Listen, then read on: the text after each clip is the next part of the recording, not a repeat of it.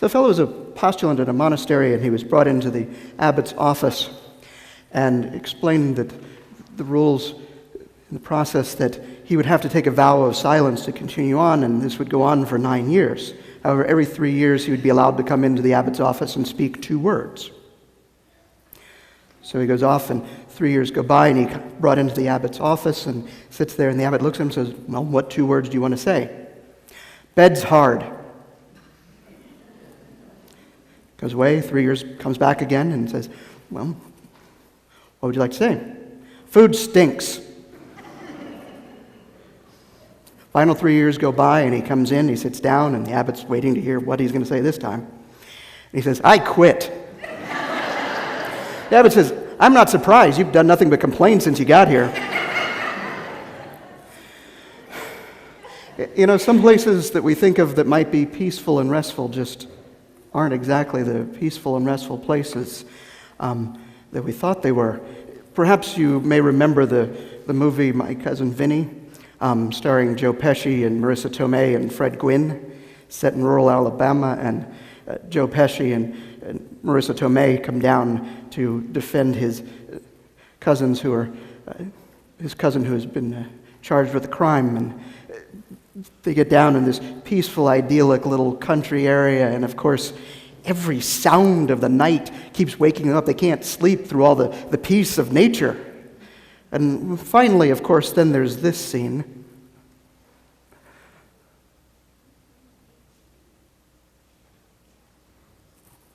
Oops.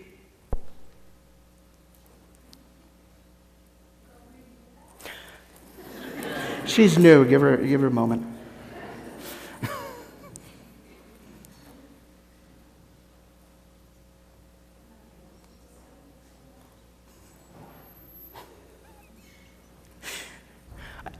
If you're old enough to remember the Timex and the elephant commercial, that they did that in rehearsal and it worked fine. They had the elephant stand on the Timex watch, and then they went and actually did it live, and it crushed the watch.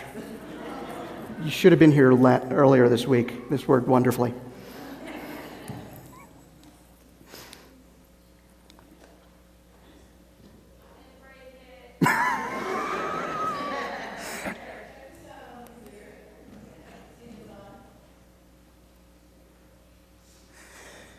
Good news is you got over 100 people who are going to tell you what to do. And 150 different ideas.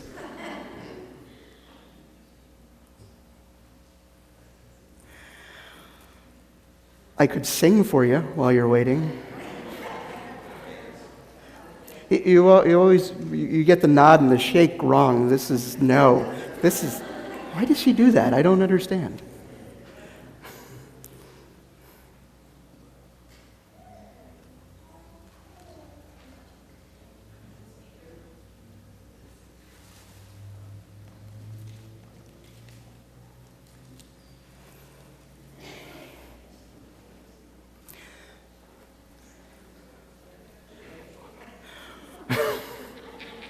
This doesn't count against my sermon time, right?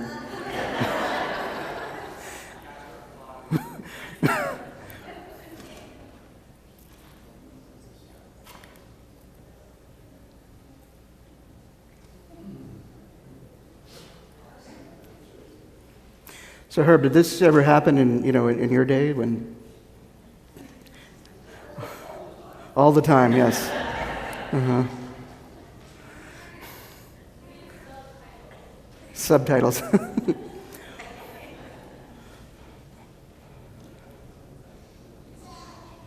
It's not like this was important to the sermon, so it's just,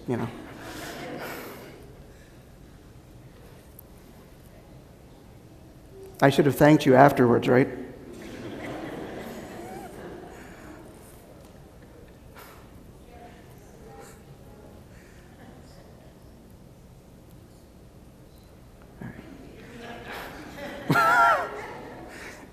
Should I invite everybody to come over and just stare? I'll tell you what, while you guys play with that, I'll just move along and explain what the scene was. That's the old-fashioned way, right? So Joe Pesci's just being sent to prison because contempt of court, and Marissa Tomei's character saying, I'll do everything I can to bail you out of there. And he's like, no, please leave me in there. Maybe I'll be able to get a good night's sleep. And then the scene there, and you're hearing, the sirens wailing and violence going on inside the prison, a riot going on, and Joe Pesci sleeping like a baby.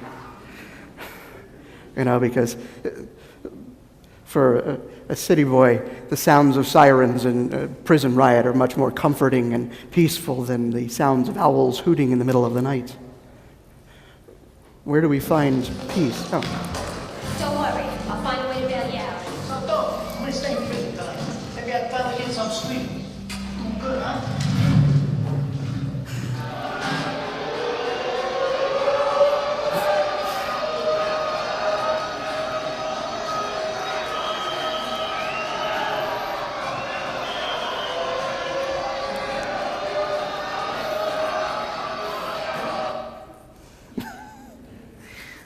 Exactly what I said.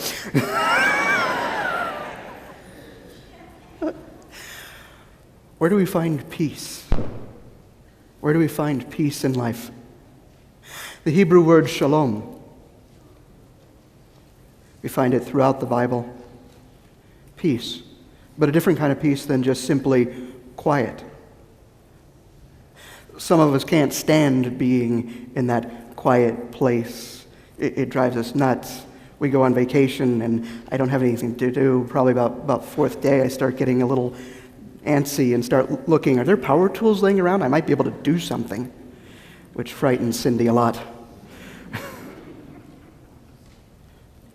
But a different kind of peace, not just simply, well, we don't have a war going on, or there's no sound, but a sense of wholeness, being connected with God, being connected with God's creation, complete, whole, at peace. Jesus and the disciples are trying to find that peace. What Jesus really understands is that for him, even though the crowds are there, the peace is the connection, being connected to the people, as they reach out and come, listen to him, and need him. Mother Teresa, when she founded her order, decided that her group were not going to be like most monastic orders, which went as far away as they could from people and the world, because they wanted the peace to be away from it. And they put walls around the abbeys and the monasteries, and to keep out the noise of the outside world, so that they could focus on their faith and focus on God. But Mother Teresa said, no, we are not going to do that. Our monastery will be in the midst of the people, as close to the people in need as possible, in the midst of the din and the chaos of everyday people's lives. But she also understood that her nuns would also need to be able to find that inner peace.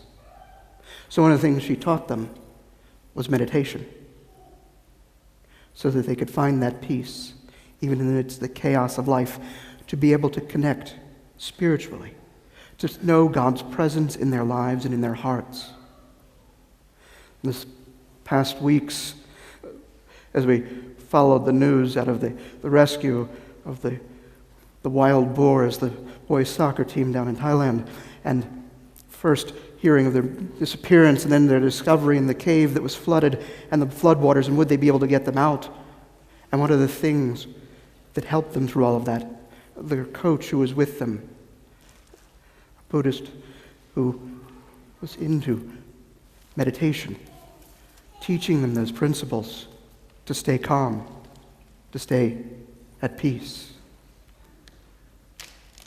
Shalom, to be at peace, to be whole, to know that God is in our hearts. Shalom.